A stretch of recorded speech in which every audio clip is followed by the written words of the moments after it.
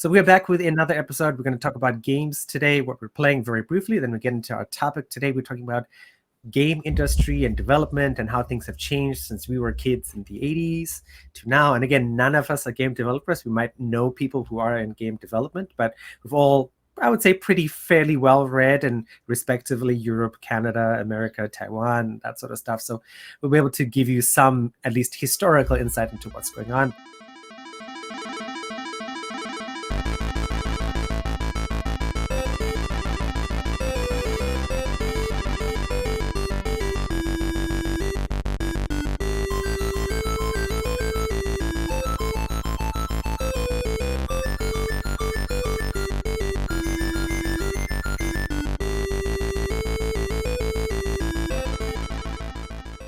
Before we get into all the technical stuff or maybe sort of personal stuff, Antoine, what you been playing recently?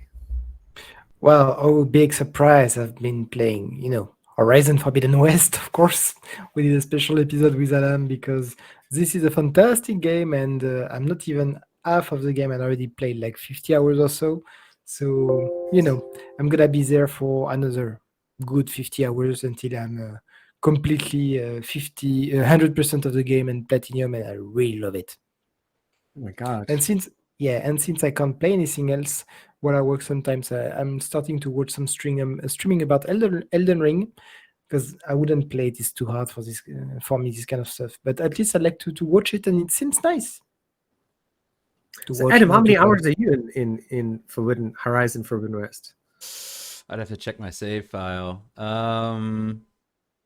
I don't know, 40 something maybe. It's about the same. I just realized like Antoine's like a French duplicate of you. Oh, I got a different hair color. Exactly. No, I mean, like as soon as Antoine said platinum the game, I'm like, oh my God, that just sounds just like Adam. Yeah, I'll get there eventually. I do that only for the game that I really like. I did it only on Horizon Zero Dawn and Last of Us. So that's a very limited club. Okay.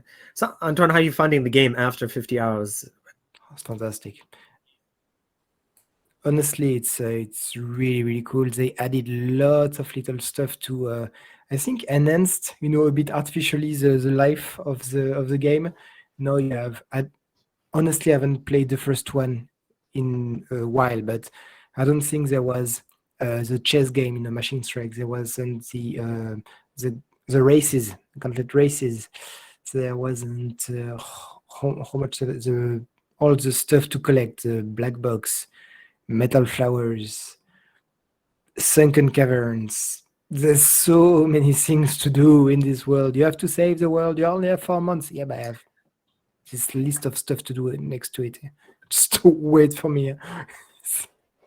So, yeah, no, it's fantastic. And I don't think it's a spoiler because Adam, I already passed this stage. But the base, you have a base which each time you reach a center point in the story, you can see it evolve with people moving in and all. And like, that's so great. I love this, and you can unlock new part of the base, the more you continue. And I really love this part. It's not base building because you can't build really your base, but you see it evolve, and I really like this aspect of the game with your team building up as well.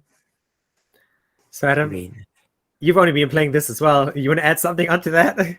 Yeah, no, I think it's a lot of. I'm definitely having a lot of fun with it. I've discovered some really interesting kind of bugs, but they're still kind of fun. So, well, what bugs have you discovered? For instance, there's a swimming enemy, and I was fighting it, and there's a platform, and the platform's surrounded by water, and you can go under the platform as well.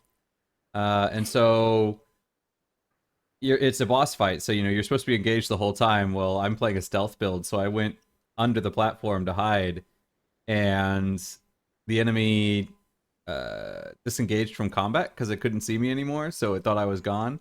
And then when I got back up on the platform, it tried to get to me, but it ended up swimming into the air, and it was doing this like swimming animation in the air, and it's like flying around doing this like swimming animation, which means it can't attack me because it can't really attack in the water.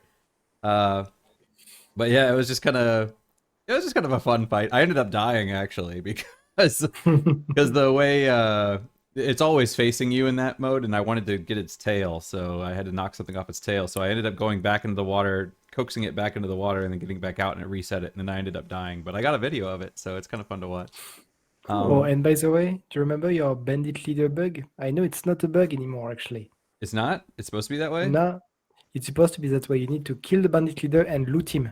And once you loot him, you leave the area. You don't have to kill anyone, and the people. Oh, will leave. that's not the issue. The issue is that I killed the bandit leader, but then I died prior to looting the body. Then it doesn't count. You need to loot the body. I know. So now I can't loot the body.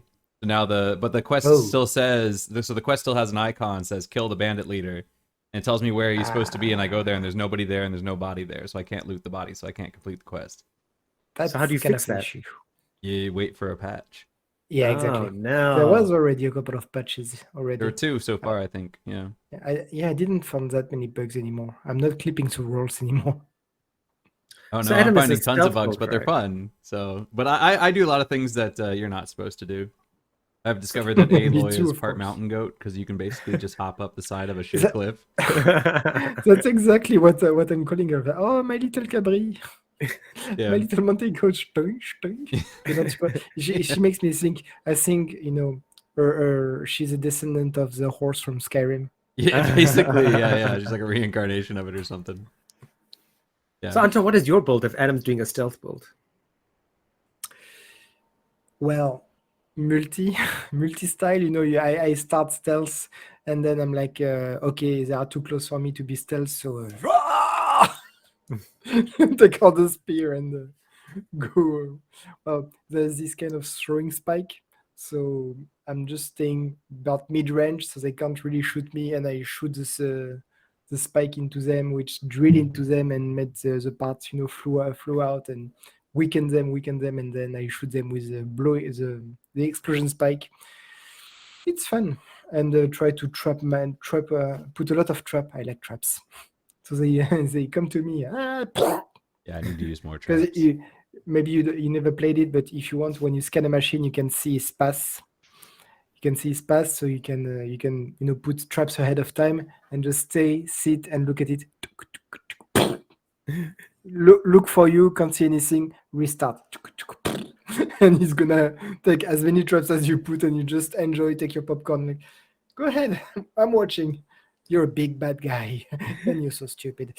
Yeah, I've gotten in the habit of hacking machines and making them fight each other. That's what I'm doing now.